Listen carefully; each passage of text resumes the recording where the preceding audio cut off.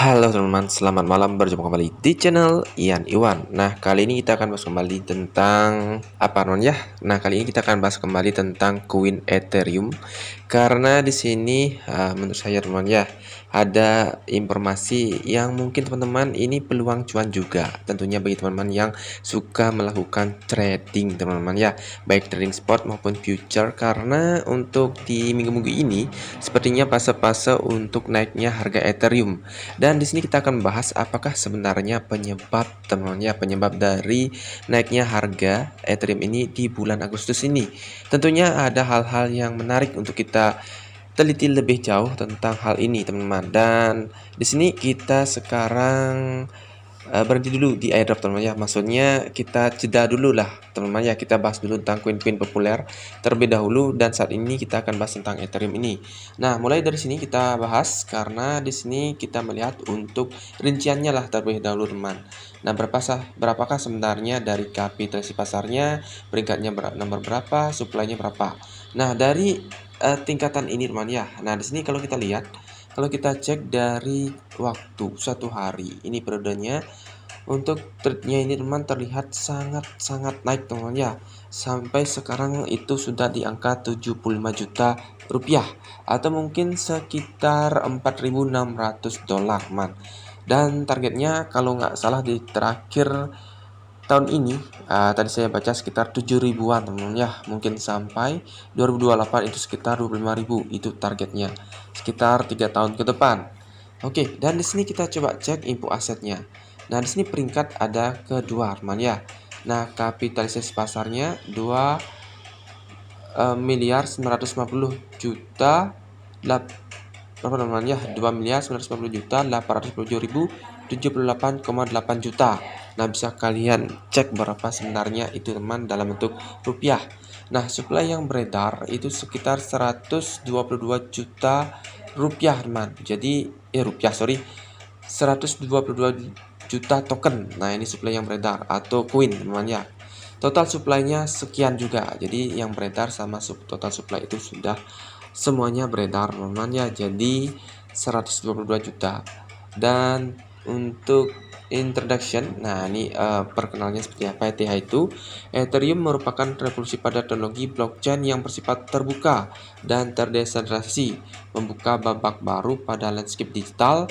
Ethereum lebih dari sekedar sebuah teknologi, ia adalah platform yang memungkinkan pembangunan dan operasionalisasi dari aplikasi terdesentralisasi, menciptakan pasar dinamis untuk layanan keuangan, permainan, dan aplikasi berbasis blockchain yang inovatif.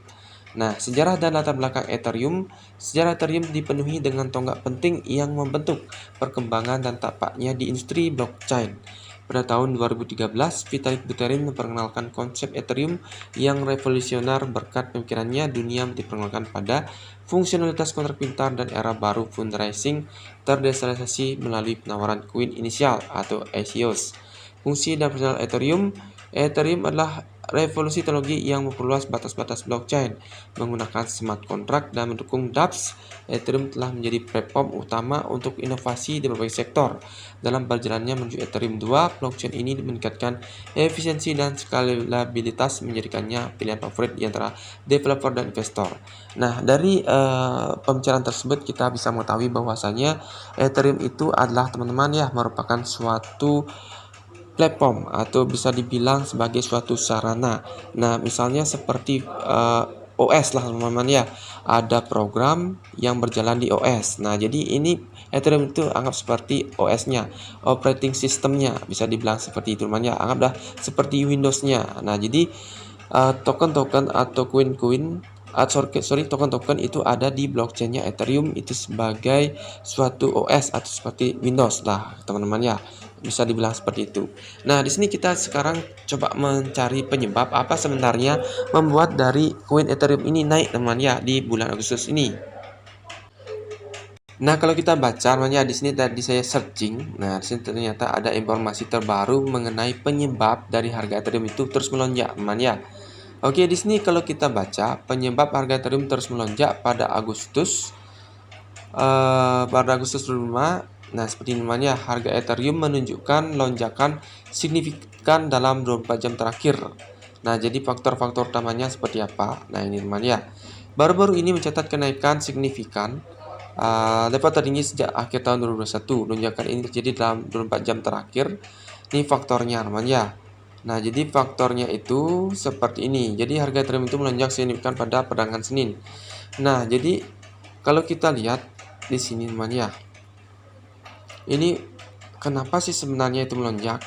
Nah, jadi responnya pasar terhadap pelemahan dolar AS dan ekspresi pemangkasan suku bunga oleh Federal Reserve turut mendorong investor untuk mencari aset berisiko seperti Ethereum, namanya membuat Ethereum menjadi pilihan menarik di tengah pergerakan sentimen pasar.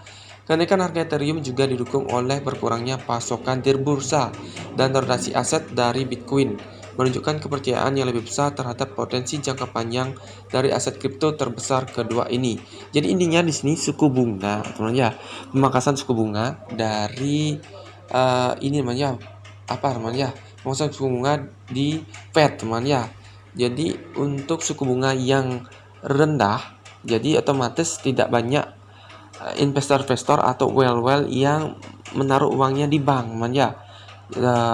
Di bank sentral, misalnya bank sentral Amerika di US itu beralih ke kripto. Nah, jadi untuk pilihannya itu cenderung ke Ethereum. Nah, karena itu dirasa lebih murah teman-teman, dan memiliki prospek jangka panjang juga lebih tinggi dibanding juga Bitcoin, teman-teman ya. Dan di samping Bitcoin juga. Nah, itu teman-teman untuk pertama. Dan kalau kita cek yang berikutnya, sentimen buying harga Ethereum.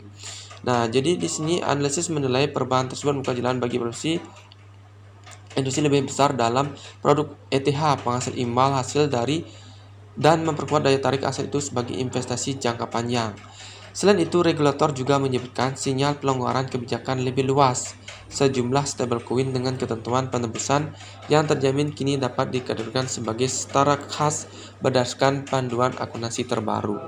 Nah, jadi regulasinya itu sudah bagus lah namanya, bisa diperketat istilahnya, sudah bisa untuk menyesuaikan regulasinya. Kripto itu sebagai regulator yang kebijakannya itu sudah dibuat lah namanya. Regulator tentang Ethereum itu sudah dibuat di dalam kebijakan pemerintah, bisa dibilang seperti itu teman. Nah, selain itu arahan baru dari Gedung Putih yang mengizinkan alokasi kripto dalam program pensiun 401.000 dan melarang bank menolak memberikan layanan bagi perusahaan kripto hanya dengan alasan risiko reputasi. Nah, itu teman-teman. Jadi sudah ada arahan baru dari Gedung Putih untuk menjadikan alokasi kripto dalam program pensiun. Nah, gitu teman.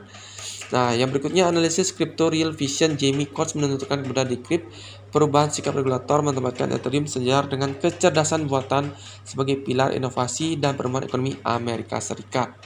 Nah, itu teman-teman. Jadi itu sejajar dengan AI teman-teman, atau kecerdasan buatan artificial intelligence. Oke, dan Ethereum unggul dalam hal desentralisasi dan tokenisasi. Nah, jadi unggul dalam desentralisasi dan tokenisasi, metrik yang menegaskan peran pentingnya dalam pengembangan blockchain global. Kami juga melihat posisi short struktural mulai ditutup seiring akan hal ini mulai menyebar. Nah, gitu teman. Jadi minat dari institusional atau kelembagaan atau perusahaan baik publik maupun non publik itu banyak yang menggelontorkan dananya di Ethereum seperti itu teman ya. Oke, jadi faktor umum yang mempengaruhi harga Ethereum. Ini faktor umumnya, selain pendorong spesifik baru ini, harga Ethereum secara fundamental dipengaruhi oleh adopsi teknologi dan penggunaan jaringannya. Semakin banyak aplikasi terdesentralisasi atau dApps yang dibangun di atas Ethereum, semakin tinggi permintaan terhadap ETH. Nah, teman-teman pastinya mengetahui seperti yang tadi saya katakan di awal, karena dApps atau Ethereum itu sejajar dengan OS atau Windows, atau bisa disubsidikan seperti itu. Jadi token-token yang berada di atasnya yang menggunakan blockchain Ethereum tentunya itu butuh fee atau biaya. Nah, biaya yang dipakai adalah Ethereum.